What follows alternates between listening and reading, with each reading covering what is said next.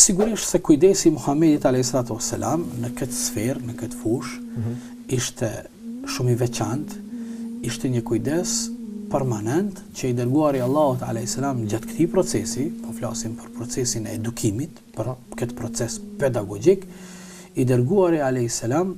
Në këtë rafsh, në radhë të parë, vetë ishte ai i edukuari, madje sikur edhe Allahu fuqiplot e dëshmon dhe e kualifikon të dërguarin a.s. si të atill i cili ka prek pikat më të larta të moralit, të sjelljes dhe të edukatës. Mirë po, kjo sjellje dhe kjo edukatë e lartshme dhe si shëmbëltyra me ndikimin më të madhin ku i dërguari Allahut a.s. Me moralin dhe sjelljen e tij provonte të ndikoj drejt për drejt tek shokët e tij.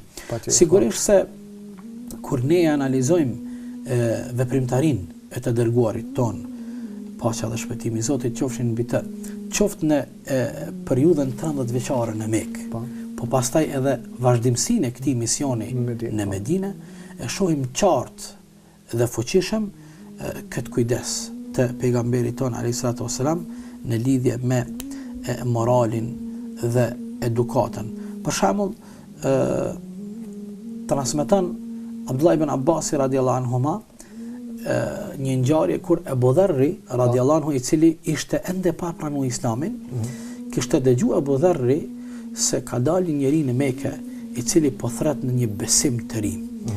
Dhe në këtë rast Abu Dharri e angazhon vllaun e tij, Unaisin, me shku deri në Mekë. Këta kanë jetu në pjesë me besim, që të interesohet vllai i tij të zbret deri në Mekë dhe mundësisht të provon të atakon këtë njeri i cili kishte dalë me një besim të ri dhe të shiqon se në çfarë thret ai.